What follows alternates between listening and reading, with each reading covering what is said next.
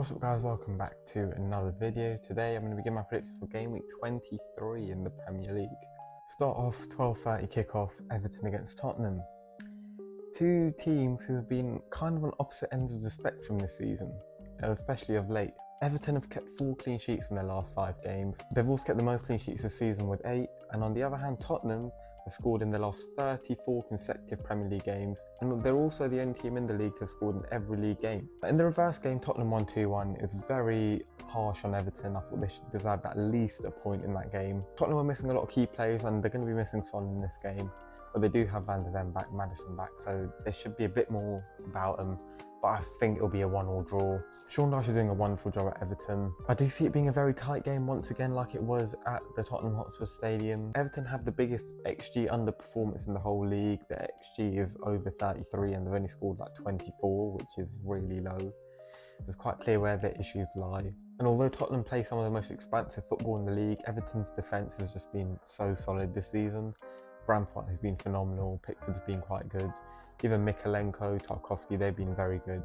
Brighton Hove Albion against Crystal Palace.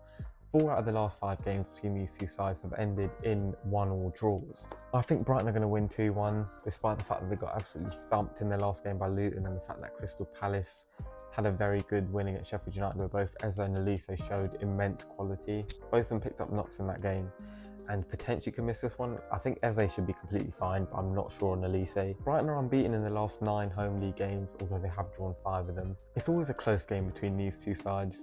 For some reason they have a rivalry with each other, which doesn't really make a lot of sense. We could see Adam Wharton make his first appearance for Crystal Palace after being signed on deadline day. They'll sign a right back, so Palace have made some good transfers in the window. They were one of the only teams that actually made some decent signings. So we'll see how they settle in, but yeah, I do expect Brighton to win even with a lot of injuries. Their home record has been very good this season. Burnley against Fulham. Both these sides have a striker currently on loan from Chelsea. Fofana at Burnley and now Broja at Fulham, signed on deadline day. Burnley actually won at Craven Cottage by 2-0. Jimenez is currently injured for Fulham, which is a big blow for him. And Broja hasn't really done the business so far this season for Chelsea when he has played, which hasn't been a lot admittedly. But I've gone with a 1-1 draw here because, I mean, I think both sides do try and play good football and just don't really have that clinical finisher up top. You know, I expect Fulham to probably be the better side because I think they are the better side. They've got the better players and they have played the better football, but they're going to be unable to finish a lot. I think it could be another 0-0. I mean, Fulham did draw 0-0 in the last one. I wouldn't be surprised to see this one end 0-0. Both sides have phenomenal goalkeepers. Leno and Trafford, really good. Now, I've predicted all those games to be pretty close so far, but Newcastle Luton, I've gone 4-1 Newcastle. Isak could miss the game through injury.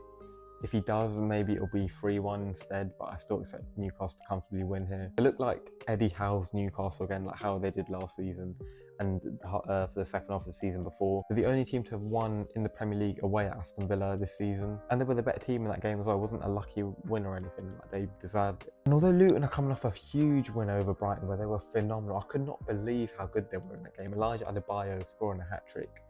Away from home, they're not the same team. They're so much better at home, and they did beat Newcastle at home. Maybe I've been a bit harsh on them because, like I said, they have actually looked a lot better than I thought they would this season. Newcastle have lost their last 2 home league games, which they had never done before under Eddie Howe. They're not going to make it free. There's no way it becomes free. I'm sorry to all the Luton fans. I don't think you're taking anything here. I'm going to be captaining Anthony Gordon in my FPL in the hopes that he scores a couple goals. Come on, son, please. Sheffield United against Aston Villa. These two sides drew very controversially at Villa Park earlier in the season. I think they're going to draw again. I'm going 2-2. I think Cameron Archer will score again against his former club. Brereton Diaz has scored in both his Premier League games so far. Villa have definitely fallen away in the last few weeks. You know, their performances, their results. I feel like teams are starting to figure out how to play against them a bit better now, which is unfortunate because they looked like they could have been in the title race. I think that's definitely gone. Sheffield United have had a lot of goals in their last few games. They obviously lost 3-2 at Palace the other day. They drew 2-2 with West Ham the game before that. So it's a lot of goals. And Aston Villa also have had a lot of goals in their games this season. So it should be entertaining. Yes, Sheffield United aren't an amazing team, but they have good support. They're much better drilled now under Wilder as well. You know, they look much more up for it. They look more energised. They look like they know what they're doing a bit better, which is so important. Bournemouth against Nottingham Forest. Bournemouth were in really good form, and Nottingham Forest were in good form as well under Santo when he first came in, but they've both sort of fallen away a little bit. Bournemouth won at the City Ground early in the season under very controversial circumstances.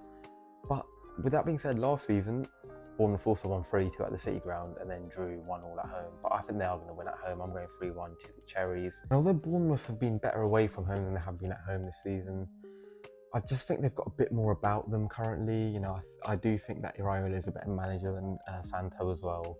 And with them having that home advantage, they should be able to get away with the win, in my opinion. Although Forest do have a 1 year back now, which is huge. He's really good if you can keep him fit.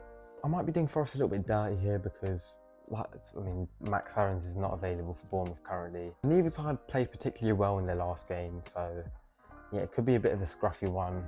I do think Bournemouth will edge it though. Chelsea against Wolves on Christmas Eve. Wolves beat Chelsea 2-1. I think Chelsea are going to get revenge and win this one 2-1. Both sides conceded 4 goals in the last games. Chelsea were horrific in their match, man. Liverpool completely outclassed them. And although Wolves were definitely the worst team against Man United, they probably could have got away with a point if they just been able to defend for another 30 seconds. This game isn't going to be too high scoring in my opinion. I think both sides will be a bit scared, you know, a bit more cautious based on how many goals they conceded in their last games. Honestly, I think Pochettino should be on thin ice if he doesn't win here because, I mean, let's be real, that team is not even bad. If he plays a good 11, like he keeps chopping and changing, and I get that he kind of has to because he has so many players at his disposal, which Bowley is just stupid for doing. Like, I feel like I should just make another video on Chelsea. I can't be asked to talk about them again here. I do think it'll be very tight. I don't think it'll be the most entertaining of games. And the fact that Manchester United have been so bad this season, they went to Molineux and were by far the better team, doesn't fill me with a lot of confidence for Wolves heading into this one. I mean, if Wolves do win here, they actually leapfrog Chelsea, which would be quite funny. I mean, Chelsea would be back in the bottom half. It'd be incredible. Manchester United against West Ham United. I've actually gone with the 1-1 draw here. I did just rave at Man United's great performance against Wolves, and they were fantastic in that game. But I don't know if they can carry it on. I mean, we've seen them do this before. I remember against Chelsea where they won 2-1, they were phenomenal. And then the next game against Bournemouth, they were horrific. You know, we have seen, they beat Villa and then they lost to Forest a couple of days later. Like, they're just such a bipolar team at times. But West Ham haven't looked great lately either. Paquetá's not going to be available for a good while. Unfortunately for them, Ben Rama's transfer fell through.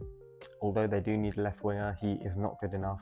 They should have let him go and just gone and bought Jack Clark. I don't understand why they didn't do that. That would have been such good business. They'll still be without Mikel Antonio probably, so yeah, they're still limited up top. I just don't think we're going to see the same Man United turn up that we did against Wolves. I mean, Kudus has been so good. He won a penalty in the last game. Bowen hopefully will be a bit more match fit now. He hasn't looked great in the last few games, but he has come back from an injury, so hopefully now we'll see the real Jared Bowen return. Rashford's actually scored in his last few games. I don't rate him as a player, but he has scored some really nice goals in those games.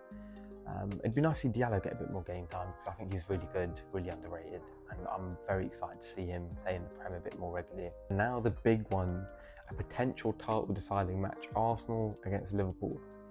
Now, in the last Premier League game between these two sides, ended 1-1. Both sides had some big chances. I mean, Liverpool missed a 5-on-2, Arsenal kind of missed a 2-on-1.